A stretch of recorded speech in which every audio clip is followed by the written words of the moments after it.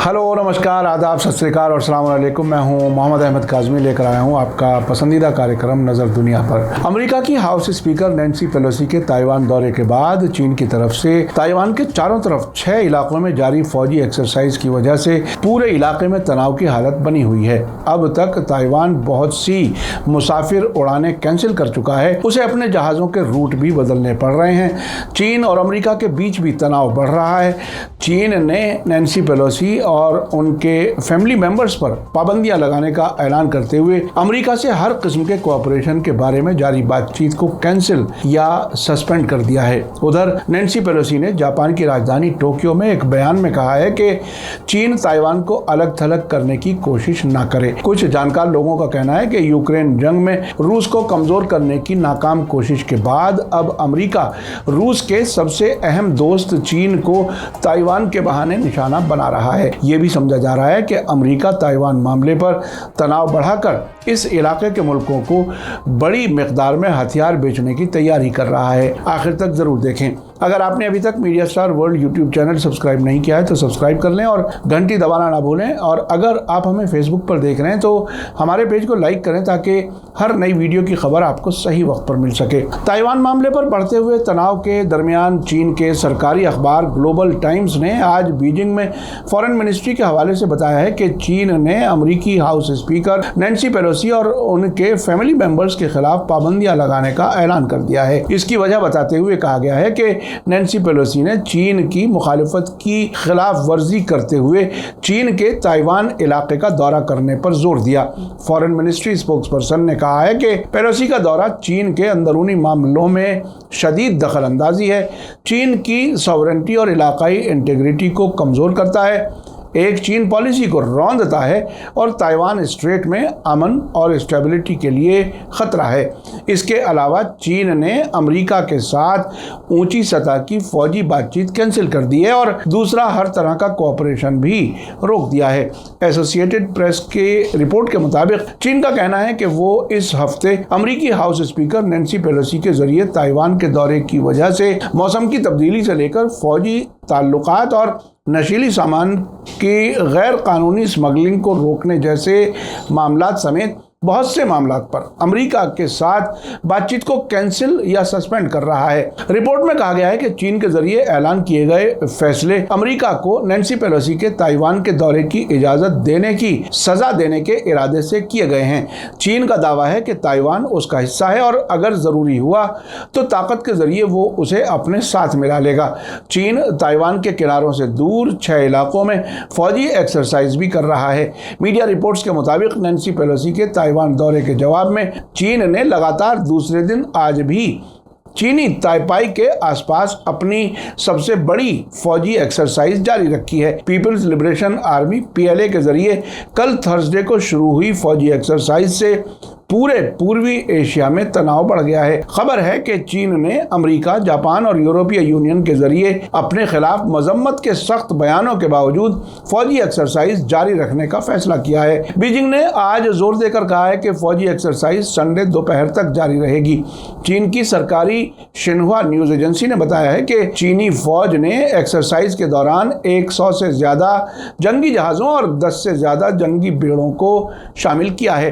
Taiwan ताइपाई ने कहा है कि चीनी फौज ने कई बैचों में 11 डोंगफेंग किस्म की बैलिस्टिक मिसाइलें दागी हैं, जबकि जापान ने भी दावा किया है कि उसने जिन 9 मिसाइलों का पता लगाया था उनमें से 4 ताइवान के बड़े आइलैंड पर उड़ाई गई थीं। हालांकि चीनी ताइपाई ने कहा है कि वो मिसाइल के उड़ान रूट को कंफर्म नहीं करेगा। आज ही ताइवान की डिफेंस मिनिस्ट्री ने कहा है कि कई पीएलए जहाज़ों ने सुबह सवेरे मेडन लाइन को पार किया। ताइवान की डिफेंस मिनिस्ट्री ने कहा कि उसने हालत पर नज़र रखने के लिए और जहाज़ भेजे हैं और ज़मीन से आसमान में मार करने वाला मिसाइल सिस्टम तैनात किया है। उधर आज ही ग्लोबल टाइम्स ने एक और खबर में बताया है कि ताइवान के सवाल पर G7 के गलत बयान के खिलाफ चीनी फॉरेन मिनिस्ट्री ने यूरोपीय और जापानी एम्बेसडर्स को तलब किया है और इन मुल्कों से इस खतरनाक रास्ते पर नहीं जाने की अपील की है। चीनी deputy foreign foreign minister Deng Li ने ताइवान के सवाल पर G7 और यूरोपीय यूनियन के फॉरेन मामलों और सिक्योरिटी पॉलिसी के सीनियर नुमाइंदों के जरिए जारी नकारात्मक यानी नेगेटिव बयानात पर यूरोपीय मुल्कों के एम्बेसडर्स और जापानी एम्बेसडर को तलब किया और उनके मुल्कों के जरिए जारी किए गए बयानात को हकीकत के खिलाफ बेकार कागज का टुकड़ा कहकर मुस्तरद कर दिया। चीनी डिप्टी फॉरेन मिनिस्टर डेंग ने यूरोपीय एम्बेसडर्स को तलब करने के बाद आज ही जारी एक बयान में कहा कि चीन G7 के बयान की मजबूती से मुखालिफत करता है। एक चीन पॉलिसी के तौर पर इंटरनेशनल ताल्लुकात और दुनिया की सतह पर बनी एक राय मौजूद है जो उन मुल्कों के साथ चीन के ताल्लुकात के लिए सियासी बुनियाद के तौर पर काम करती है। इस सब के बीच नैन्सी पेलोसी साउथ एशिया के दौरे के आखिरी मरहले में आज जापान की राजधानी टोक्यो में थी। वहां पेलोसी ने कहा कि अमेरिका ताइवान को अलग थलग करने की इजाजत नहीं देगा और ये कि अमेरिका इस इलाके की हालत में कोई तब्दीली नहीं चाहता। टोक्यो में अखबार वालों से बात करते हुए पेलोसी ने कहा कि वे ताइवान को किसी जगह पर जाने या दूसरे मकामात पर जाने से रोकने की कोशिश कर सकते हैं, लेकिन वे हमें वहां जाने से रोकने की कोशिश करके ताइवान को अलग थलग नहीं कर सकते। हमने हाई रैंकिंग दौरे किए हैं, हमारे सीनेटर वहां गए हैं, दौरे जारी हैं और हम उन्हें ताइवान को अलग थलग करने की इजाजत नहीं देंगे। पेलोसी ने कहा कि उनका Singapore, Malaysia, Taiwan, south Korea और जापान का दौरा किसी भी तरह से हालात को बदलने के इरादे से नहीं किया गया है। उन इल्जामों के जवाब में कि उनके दौरे से मालूम होता है कि अमेरिका ताइवान की आज़ादी को सपोर्ट करता है, पेलोसी ने कहा कि हम शुरू से ही कह रहे हैं कि मौजूदा हालात में हमारी एशिया या ताइवान में नुमाइंदगी में कोई बदलाव नहीं आएगा। साथ ही खबर है कि नैन्सी पेलोसी ने जापानी प्राइम मिनिस्टर फूमियो किशिदा से मुलाकात की है।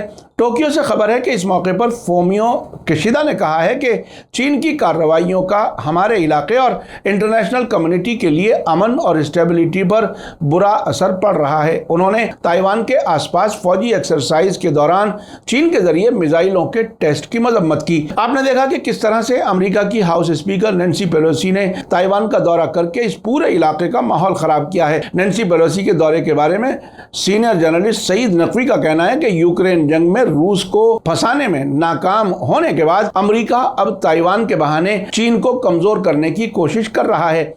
सईद नकवी ने अलकायदा लीडर ऐमन अल ज़वाहिरी के अमेरिका के जरिए मारे जाने के दावे के बारे में भी आंखें खोलने वाली कई अहम बातें की हैं। इस इंटरव्यू को आप संडे रात 9 बजे देख सकते हैं। मीडिया स्टार वर्ल्ड लगातार नजर बनाए हुए है। इसी के साथ मुझे दीजिए इजाजत। आज का एपिसोड कैसा लगा कमेंट्स में जरूर लिखें। थैंक यू, धन्यवाद, शुक्रिया। जय भारत, जय हिंद। मीडिया स्टार वर्ल्ड के और वीडियो देखने के लिए हमारे चैनल को सब्सक्राइब करें और सीधे नोटिफिकेशन पाने के लिए बेल आइकन दबाएं। और अगर हमारी खबर सच्ची और अच्छी लगे तो अपने व्हाट्सएप, इंस्टाग्राम, फेसबुक और ट्विटर अकाउंट पर ज़रूर शेयर करें।